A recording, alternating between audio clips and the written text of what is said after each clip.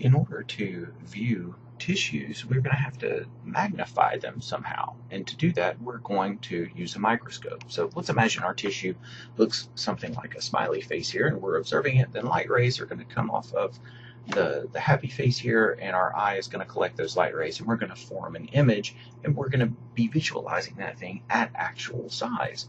But because we're trying to view things that aren't resolvable by the human eye, we're going to have to put a lens in between the eye and the object we're trying to observe. What that lens is going to do is it's going to bend the light rays coming off of that object, and our eyes are not going to follow the bent pathway.